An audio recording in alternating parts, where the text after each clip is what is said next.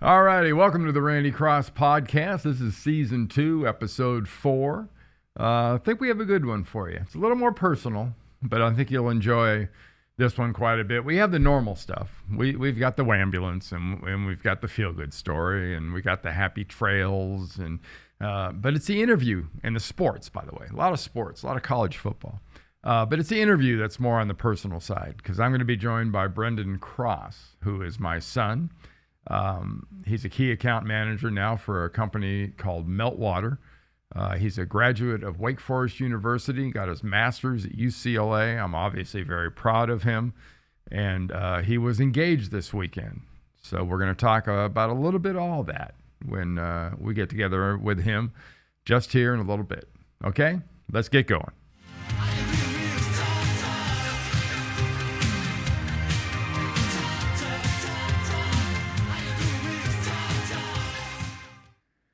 All right, as promised, I am joined by my son, Brendan Cross. Hey, B, welcome. Hey, Dad. Hey, I've got your show cards up, and it says Meltwater, the media intelligence leader. Let's start off by you tell me what Meltwater is. Yeah, sure thing. Meltwater started back in 2003, a little place in Oslo, Norway. Essentially needed there was a need to be able to monitor the news over the internet, which obviously with the .com and everything. Old way of doing it was simply newspaper clippings and companies that would get all those together and send them out and charge people an arm and a leg for a folder full of newspaper clippings of where they were being mentioned in the news. So they converted that over to a more of a digital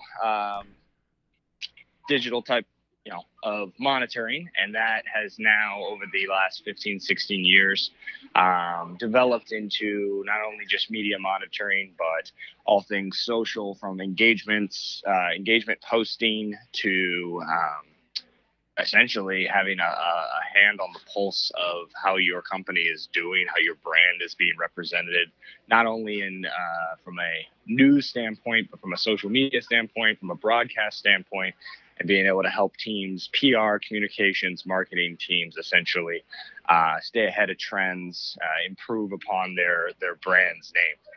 Wow. It sounds like something, if you're involved at all in social media, advertising, the media in general, you've got to have that kind of monitoring, don't you? Yeah, absolutely. I mean, it could be anything from, I'm here in the airport right now, and Delta monitoring, the news on them from maybe a plane getting delayed or disgruntled traveler, and Lord knows there's plenty of those. From a sports team being able to just kind of manage all of their social accounts all in one place, post from it, respond to comments in real time. And we provide a platform that does essentially a lot of those things, making the social media team's lives a lot easier in managing all of that, because there's just so much traffic these days. There's people tweeting about it, just about everything. They're tweeting about the big cream cheese they just got at the store here in the airport while they're waiting for their flight. So there is a lot of content, and we help make that a little easier for people to manage. Yeah, that's really cool. It fascinates me. We've talked about it a lot, obviously, but I think it's unbelievable. But you are in the Orlando airport, and you and the beautiful Shelby Barnes went to Orlando for probably different reasons. But why don't you talk a little bit about your weekend? So we do an annual trip. She's a bit of a Disney nut. I love her for it. Yeah. As you know, and so are you. Yeah, I was gonna say, as you know, growing up, I was never not a fan of the Disney and all the parks down here. So we come down every year to do a food and wine festival. Always, at least we can say we do more of the adult events when it comes to Disney at Epcot. So we came down, did the Magic Kingdom on Saturday, did the food and wine festival yesterday. Got to go see the Star Wars Galaxy Edge, which I know you are just super jealous about. Oh, yeah.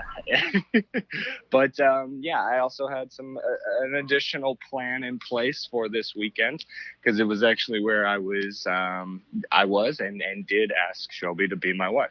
So was really excited and got to go up on the rooftop out in the balcony all alone as the sun was setting, overlooking the whole Magic Kingdom and Disney campus, and propose right then and there.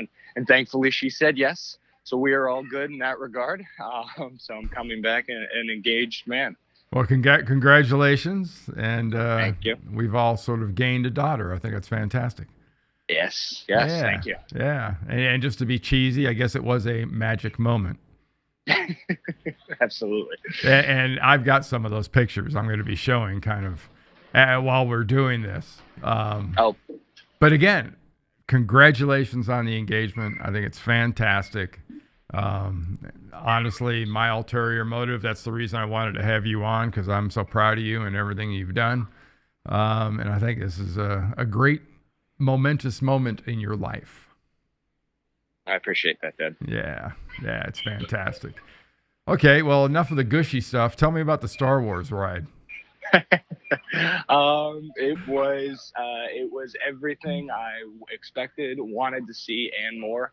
The level of detail they put into that particular part of the park is outrageous. Like I thought last year we saw the whole Pandora thing. I was like, wow, this is great. How are they going to top this? And then they went and did it with the Star Wars Galaxy's Edge, and they have everyone from the characters walking around in character too, making you feel fully immersed in the whole experience, to the Millennium Falcon ride, which was awesome. Shelby and I were unlucky in the sense that we got paired with some pretty awful pilots, so we crashed around a lot in that ride, but we held our own, did well, and enjoyed it. Getting to see all of the Millennium Falcon and all the little cantina and everything there was pretty awesome. How many rides are there in that part of the park? Because I've seen all the advertising, and we've all seen the pictures and whatnot, and the Millennium Falcon is in that sort of marketplace area. It seems to be a big part of the area. Yeah, so there's it does take up a good chunk of space over in the backside of Hollywood Studios, but right now they only have one attraction open. That is the Millennium Falcon ride. They do have another one coming out, I think, later this year. It's supposed to be more of like a helping the rebellion fight against the New Order, and that one's supposed to be an even more intense, like kind of immersive experience. So, we missed out by a few months, but nonetheless, it's big things are continuing to happen there with Star Wars and Disney. Pretty good crowd, I imagine. Yes. You know how I am about crowds, so I'm about as good as you are in crowded places like that. So. Yeah. But a lot of fellow geeks out there enjoying it as much as I was. Well, another kind of exciting part of your life is your Demon Deacons. I mentioned earlier you graduated from Wake Forest and played 4 years there, and then went on and played your last year of eligibility at UCLA. The Bruins, not too exciting at the moment, but your Deacons are undefeated. They're 5-0. Oh yeah. Have you gotten a chance to see them much? I have been, at least, with the exception, I'd say. Well, no, we had a bye week this week, so I didn't miss out on anything. But I've watched them every week. I'm really excited. They're 19, I think, in the coaches poll, or the AP poll right now. I was actually just watching a little video about Dave Clawson. Really excited what he's done over the last couple of years. Everyone kind of gives me a hard time. He went to Wake Forest, so what, blah blah blah, and I tell them, hey, look, we've gone to 3 straight bowl games and we've gotten better every single year. And, Clawson is all to thank for that, because he's really done a great job of turning that place around, bringing in some really great talent. Some of those more touted three-star, but even some of those, highly touted 4-star athletes are starting to realize that, they've got a really good program there, and you can really make your mark at Wake Forest.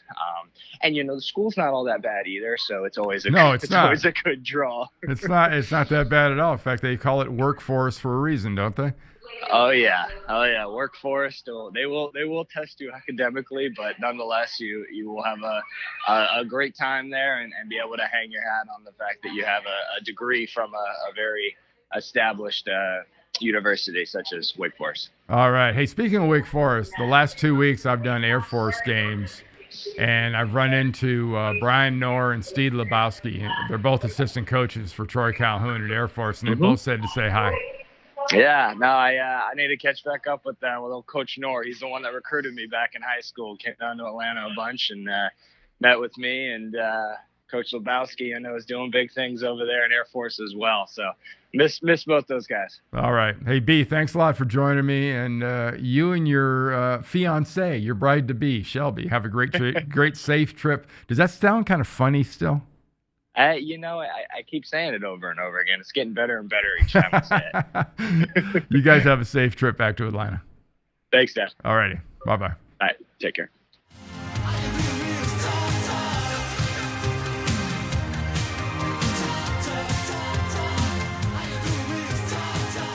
All right. Thanks again to my son, Brendan, and I hope you all enjoyed that. Like I said at the very beginning, it's a little personal, but I think there's some interesting information somewhere sprinkled in there in between.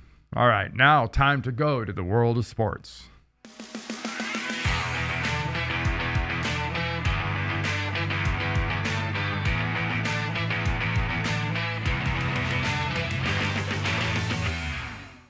All right, we're going to talk about college football for a lot of reasons, because it's football season. And as I always like to say, they're the only ones that don't get butt hurt when you show their logos and their scores and everything else. So we're going to stick to college football. The new polls are out. This one here, the first one, is the top 19 or so.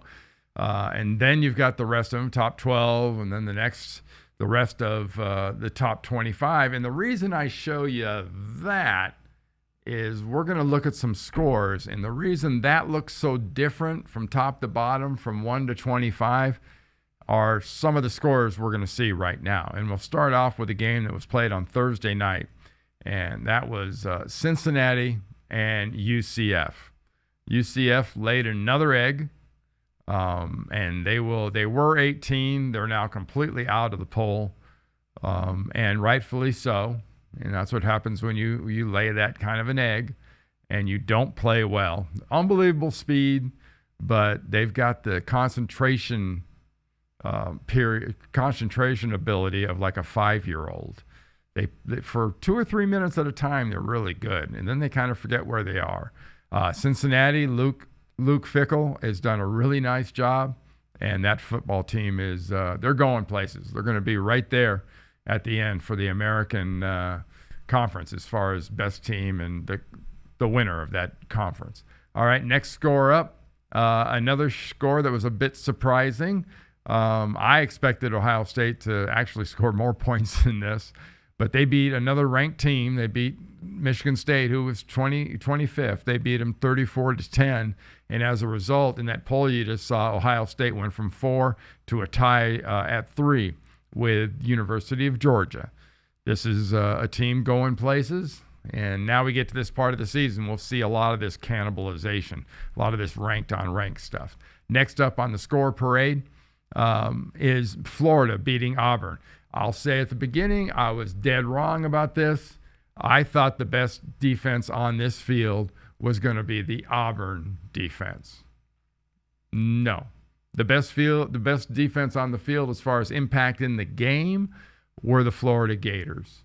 Kyle Trask on the offensive side did enough, and that defense shut Auburn and their freshman quarterback, Bo Nix, flat down. So Florida stays undefeated. Auburn's got themselves a loss. So if they have any aspirations for doing anything serious this year, Auburn cannot lose again. Next score up is a game that I was surprised again by. Frankly, I thought Iowa was an offense that could do some business. Hadn't been real impressed with Michigan on either side of the ball this year. Michigan played really well, especially on defense. Beat Iowa 10-3. Intercepted Stanley, the Iowa quarterback, 3 separate times. Turnovers, penalties, all the usual formula for losing a game. That's kind of what Iowa did. Congratulations to Michigan. Next up on the parade of games, Stanford How about this one? Stanford beats Washington. Washington was ranked 15th. They had lost a game, but I think everybody was pretty much expecting them to be one of the powers in the Pac-12, either Oregon, Washington, or Utah. Well, Washington lost to Stanford, and it wasn't really this close. Kudos to Stanford. This is called rising to the occasion, in case you're curious. They did a beautiful job against Washington. Next up on the score parade is Texas Tech. Oklahoma State had every reason to win this game. They had Chuba Hubbard, who, in his defense, he had about 150 or so yards rushing, so it wasn't like he was an empty chair. But the defense for Oklahoma State was an empty chair. They gave up 45 to Texas Tech, and Texas Tech beats them 45-35. Next up in our games here are SMU, just sort of an FYI. They're now 6-0, first time since 1982, and it's been since 83 or 86 since they're ranked. So pretty special stuff. And just if you don't know this, just remember, this is a team and the only team to ever get the death penalty in college football. Now, a team that knows nothing about the death penalty, but a lot about hard times, is Wake Forest. And they're 5-0 going into this weekend's game against Louisville. They were off last week, and as I discussed with my son Brendan, they are excited as heck, everybody in Winston-Salem and all the Wake Forest alums around the country. So that'll do it for sports. Let's head over to the Wahmbulance. I think you're going to like these two. Grab your blankie and just squeeze it real tight. These people need to get a real life. Well, you got a hobby? You know, I don't have many hobbies. I play golf and stuff, but, you know, I guess you'd call it a hobby if you raise animals. Well, how about over in China? They're breeding giant pigs. Yes, the size of polar bears. And if you read that headline and go, yeah, sure. Check this out. Check some of this porcine porn. There's nothing but big old hogs here. And those aren't hogs. That's Hogzilla. You don't see pigs this big unless they're, you don't see piles of pig this big unless you see that.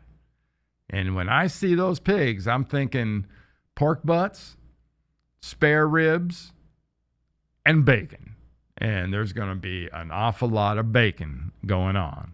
Well, the other animal part of my Wahmbulance take is down in Florida, they captured a record-setting python in the Everglades. In case you're curious, these are now crawling into homes in Florida in yards and greeting pets. Look at that monster. How would you like to go into your backyard or look in your pool in the backyard and see that thing sliming around? The reality is those things are everywhere. Well, the other reality is those things will be everywhere this year in Florida because after a couple of days, you'll be able to get a hell of a deal on python boots. All right. Hey, let's go to the feel-good story of the week now. This is the good news. This is the good news. Yeah, I want to introduce you to two people, two individuals, I should say. And that is Craig and Fred. Craig is a United States Marine. He's on the right. Fred is on the left. They met in Afghanistan. And this is quite a grouping, quite a pair to draw to. Check some of this out. I came across him in this little compound we were held up in. Something that just in me just told me to go over and approach this little dog. As soon as I got close to him, he started wagging his tail. He was hot, hungry, covered in bugs, and had absolutely no reason to show me any kind of trust or love, but he did it right away. From that moment on, he followed me everywhere I went.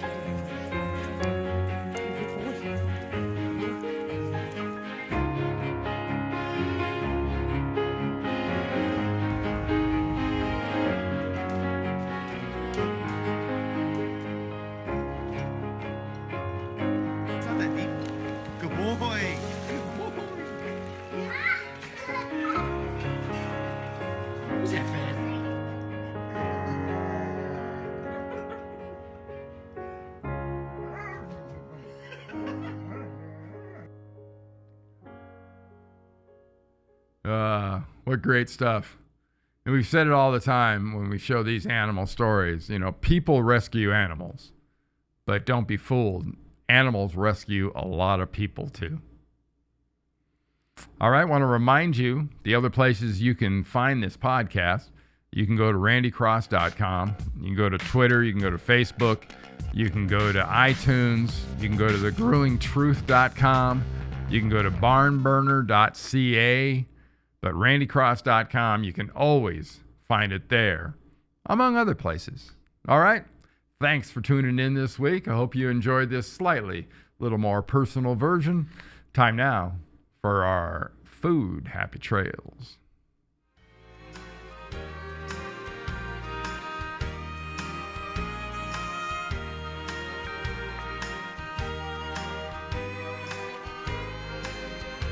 So what are you making, guys? We're making some pie. You're just gonna put your whole foot in there? Okay.